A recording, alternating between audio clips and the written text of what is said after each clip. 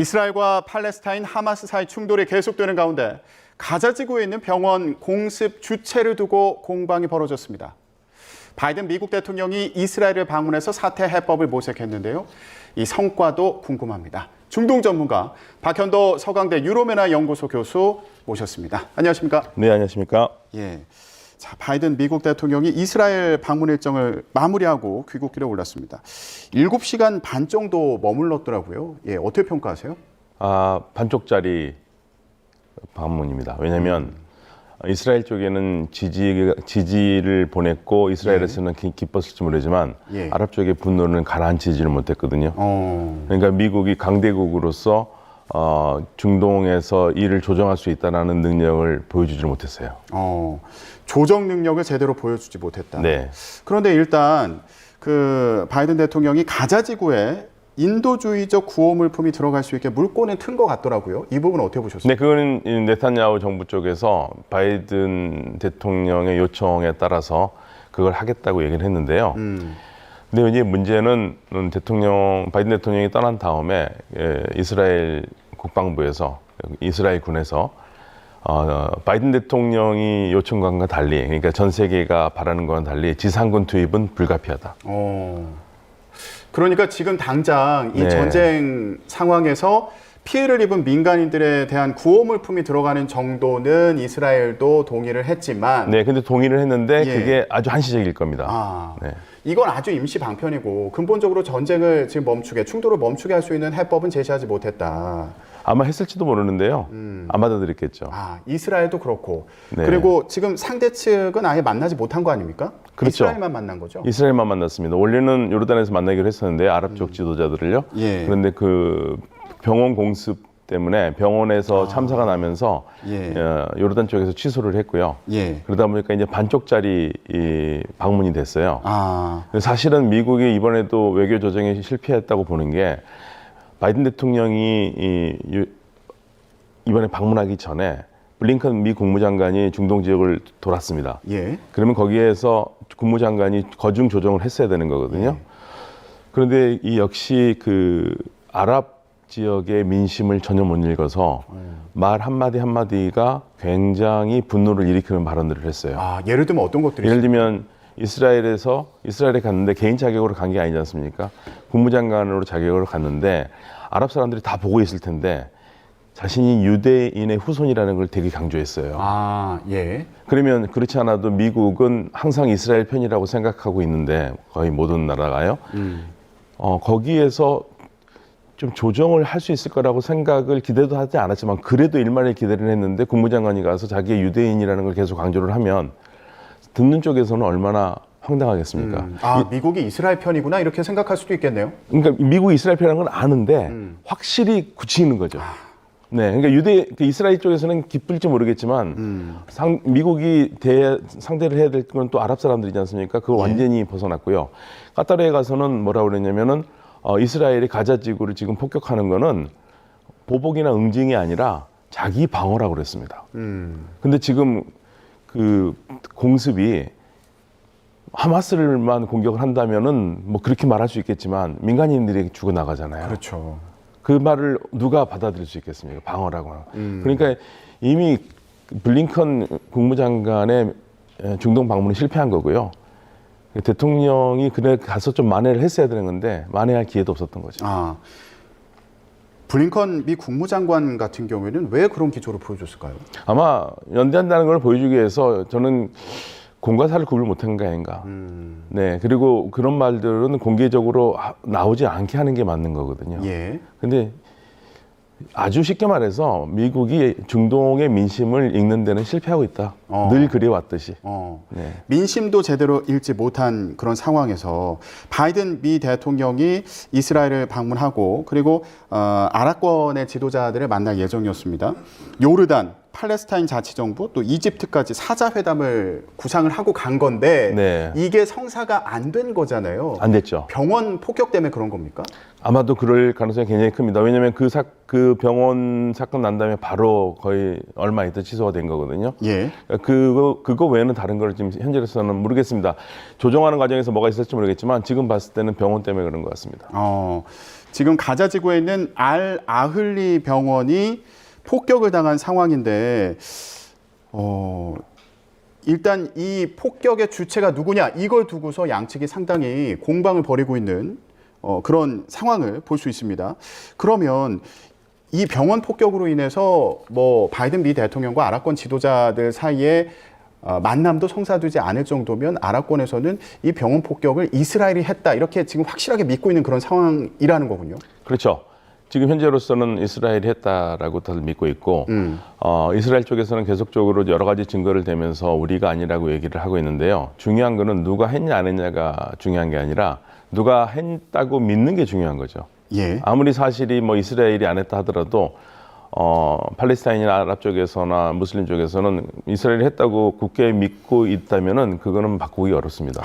설령 결과가 뭐 과학적인 조사를 통해서 정말 이스라엘 안 했다 하더라도 그러한 결과가 받아들이는 데 상당히 오래 걸릴 거고요. 예. 이게 쉽지가 않습니다. 이미 지금 상황이 올라가 있는 상황이기 때문에요. 네. 더군다나 지금 이스라엘 쪽에서는 도감청 문제라든지 이런 걸로 해서 정확하게 여러 가지 자료를 제시하고 있어요. 과학적인 자료를 하면서 이스라엘이 전혀 관계가 없다고 얘기를 하는데 왜 그게 안 먹혀 들어가냐면요. 몇 가지 이유가 있는데요. 일단 폭발력이 너무 셌습니다. 그러니까 이제 모두가 의문을 제기하는 게 아니 하마스나 이슬람 지하드나 그렇게 강력한 폭탄을 가질 수 있겠느냐. 그 정도라면 그거를 왜 병원에 쌌겠느냐. 그 얘기를 하고 있는 거고요. 그리고 참 많이 뗀 굴뚝에 연기 나냐 이런 의미가 있는데 그 전에 이미 병원 쪽에다가 폭격을 할 거라는 메시지를 2번이나 보냈었다 그런 거예요. 아, 그래요? 그러니까 빨리 병원을 자리를 비우라고 이스라엘 쪽에서요.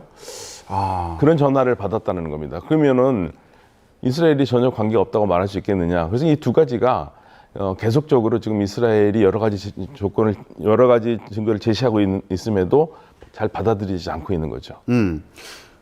근데 만약에요, 이스라엘이 병원 측에 이거 폭격할 수 있으니까 대피하라고 전화를 했다고 하더라도 병원에는 환자들이 있는 거잖아요. 그리고 그렇죠. 지금 피난민들이 또 병원에 있는 거 아닙니까? 쉽게 뭐 대피할 수 있는 상황은 아니었을 것 같아요. 아니죠. 그러니까 그런 전화를 왜 했는지 모르겠어요. 병원장이 2번이나 받았다고 그러고요. 사실 2번의 공격이 근처에서 있었다고 얘기를 하거든요. 그러니까 이거는 이렇게 상황이 이런데 어떻게 이스라엘이 안 했다고 믿겠느냐라는 게 지금 아랍 쪽의 민심이고 이스라엘 쪽에서는 하마스 대원들의 감청을 해보니까 하마스 쪽에서 자기네들끼리 대화하는데 이거 우리가 쏜 게 우리 쪽에서 한 것 같다. 저쪽 편이 아니다. 그러면서 이게 이스라엘 쪽이 아니라는 들어보면은 그런 의미는 정확하게 전달이 돼요. 그런데 이제 만약에 그렇게 나왔다 하더라도 아랍 쪽에서는 그렇게 했을 수 있죠. 이게 정확하게 그때 상황에 관계된 전화라는 걸 어떻게 확인할 수 있느냐. 그러니까 무슨 말이냐면요. 아무리 많은 증거가 있고 정확한 증거가 있더라도 이미 상대 쪽에서는 서로가 했다고 믿기 때문에 이거를 바꾸기는 쉽지 않다는 얘기죠. 이스라엘 쪽에서는 이거 우리가 한 거 아니다. 이슬람 무장단체 지하드의 소행이다 이렇게 주장하면서 말씀하신 것처럼 하마스 조직원들의 통화 내용을 공개를 했더라고요. 네네. 그 내용을 보면 이거 이스라엘 아닌 것 같다. 이거 지하드가 한 것 같다. 이런 내용이 있다는 거죠. 맞습니다. 네네. 그러면서 동시에 지금 이스라엘에서는 사진을 공개했더라고요. 네, 사진까지도 공개했는데요. 그 영상도 공개했는데 그 영상을 보면서도 또 의문이 나와요. 어떤 의문이 나옵니까? 그러니까 이스라엘 설명이 안 된다. 이스라엘 쪽에서는 사진을 공개하면서 지금 그 병원 그 공습 현장 같은 경우에는 우리 측의 무기로 공습할 때 일반적으로 생기는 웅덩이가 보이지 않는다. 거대한 웅덩이가 보이지 않는다. 이렇게 주장을 했더라고요. 거대한 웅덩이 보이지 않는다는 게 이제 굉장히 중요한 건데요. 그런데 또 오늘 이제 반증하는 게 그동안 이스라엘이 그 거대한 웅덩이 만들지 않는 조그만 웅덩이를 만든 폭탄도 써왔다. 그러니까 그거는 전혀 신뢰성이 없다. 그러니까 지금 모든 증거를 다 내놔도요. 모든 걸로 반박할 수 있는 또 증거가 또 있어요. 그러니까 이게 미궁이 되는 겁니다. 미궁에 빠질 거고요. 아마도 이건 정말 정확한 결론은 나중에 다 몇 년 후에나 나올 수도 있습니다. 그렇군요. 그런 사이에 이제 충돌은 더 격화될 그럼요. 것으로 보이는데 일단 그 병원 현장 같은 경우에 피해가 상당한 것으로 보입니다.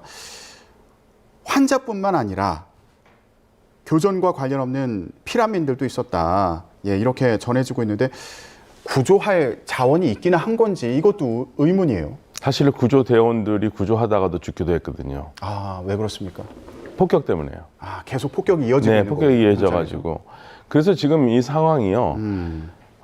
이스라엘이 과연 가자 지구에 있는 민간인과 하마스를 분리해서 할 수 있겠느냐. 지상군 투입 때도 그게 가능하겠느냐 얘기를 지금 계속 제시를 하고 있고 국제사회가 그 걱정을 하고 있는데 그런데 이스라엘 측에서는 또 강경한 어떤 발언이 나오냐면 굳이 민간인과 하마스를 구분할 필요가 없다. 왜냐면 그런 발언이 나와요? 네, 이스라엘 측에서요? 네, 그런 발언을 사실 이스라엘 대통령이 했습니다. 그러니까 그 민간인과 하마스를 구분할 수 없는 게 어차피 민간인들이 그렇게 하마스를 다 동조했다라고 생각을 하는 거예요.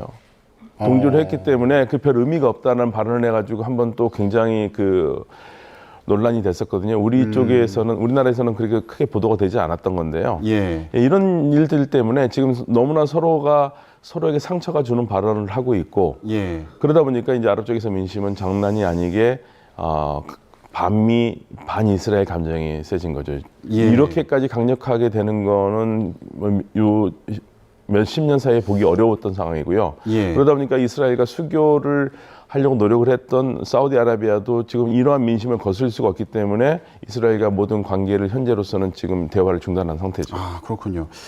바이든 미국 대통령이 이번에 이스라엘 방문해서 아까 얘기했던 것처럼 그 가자 지구의 인도주의적 구호물품이 들어갈 수 있도록 그 네타냐후 총리에게 제안을 했고 그 부분은 이제 이스라엘이 일단 받아들였다고 그렇게 전해지고 있는 상황인데 이뿐만 아니라 이런 얘기를 했더라고요. 9.11 당시에 분노에 찬 미국은 실수를 저질렀지만 이스라엘은 그러지 않기를 바란다.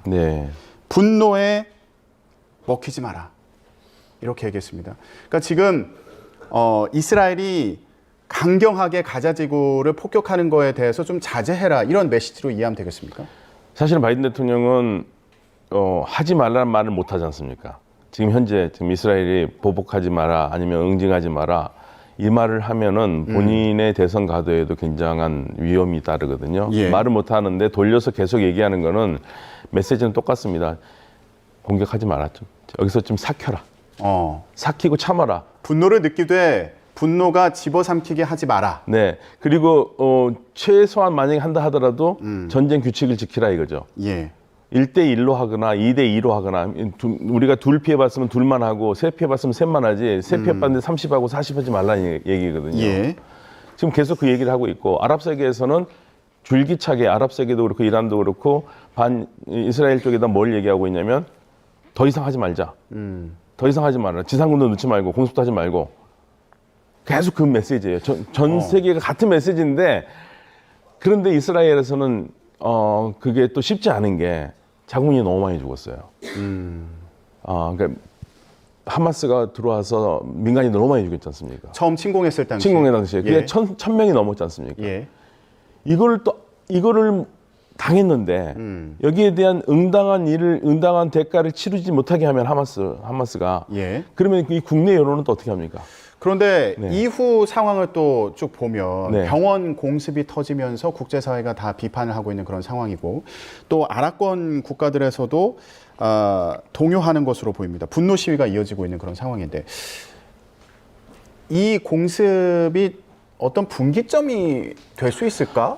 병원 사건이 분기점이 될 가능성이 굉장히 큰데요. 지금 이스라엘도 국제 여론이 너무 안 좋기 때문에 이스라엘이 하지 않았다고 하면서도 너무 분위기가 안 좋잖아요. 그러니까 좀 잠시 주춤하고 있는 상태인데 그런데 저는 지금 관심 있게 보고 있는 거는 이스라엘 쪽에서 바이든 대통령이 떠난 다음에 그래도 가자 지상군 투입은 불가피하다라고 한 말이 마음에 와서 닿습니다. 지금 걸립니다, 사실은. 그러면은 이런 상황에서도 지금 이스라엘 같은 경우는 가자 지구에 지상군 투입을 할 가능성이 있다. 가능성이 있을 겁니다.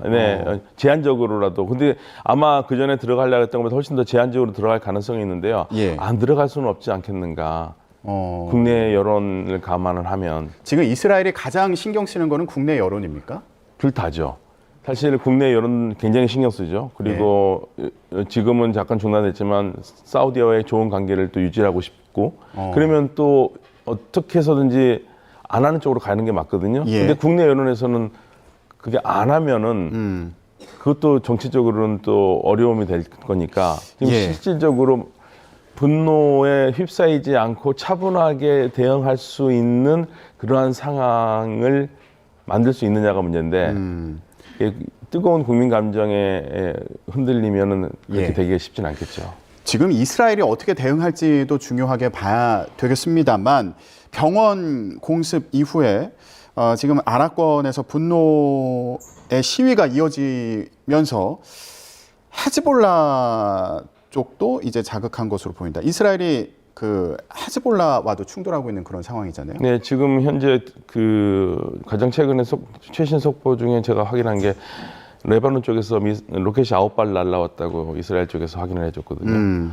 그러니까 만약에 이스라엘이 들어간다면 지상군 투입한다면은 분명히 그동안 공헌한 게 너무 많기 때문에 예. 헤즈볼라 쪽에서 분명히 또 다시 공격을 할 수밖에 없을 겁니다. 지금 전체적으로 보면 반이스라엘, 반미, 반이슬람 뭐 이렇게 좀 쪼개지는 상황에서 서로 강경하게 대치하는 그 상황이 더 심해지는 것 같거든요. 병원 공습 이후에. 사실은 미국과 이스라엘이 이 전쟁을 하마스와 이스라엘 전쟁으로 제한시켰어야 돼요.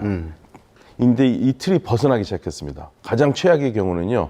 하마스와 이스라엘의 전쟁이 아니라 이게 이스라엘 미국 대 반미 또는 아랍, 중동, 무슬림 이렇게 틀이 커져버리면은 예. 이거는 미국이 향후 중동에서 입지가 더 줄어들 것이고요. 이스라엘도 사우디아라비아와 그토록 원하던 정상적인 관계를 갖기가 어려울 겁니다. 예, 마지막으로 간단히요. 그러면 지금 뭐 미국이 제시할 수 있는 해법이 있습니까?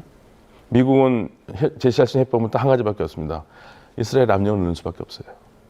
압력을 넣는다. 네, 압력을 넣어서 최대한 하지 말라고 자제시킬 수밖에 없는데 뭐 방문을 해서도 그걸 못했는데 지금 떠나서 할 수 있을 거라고 생각합니다. 그러면 지금 사태를 종결할 해법은 보이지 않는 상황입니까? 어떻게 보세요?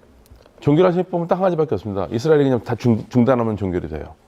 근데 그게 쉽지 않다는 얘기죠. 누가 할 수 있는 겁니까? 그러니까 그건 이스라엘이 할 수밖에 없습니다. 이스라엘 해야 되는데 이스라엘이 그게 쉽지가 않다는 얘기죠. 기다릴 수밖에 없는 상황입니까? 그러면 맞습니다. 태도 변화를, 네. 입장 변화를? 그럴 수밖에 없습니다. 알겠습니다. 지금 한치 앞이 보이지 않는 상황인데 저희도 앞으로 계속 사태 변화를 따라가면서 전해드리도록 하겠습니다. 지금까지 중동 전문가 박현도 서강대 유로메나 연구소 교수와 함께 얘기 나눠봤습니다. 말씀 고맙습니다. 네, 감사합니다.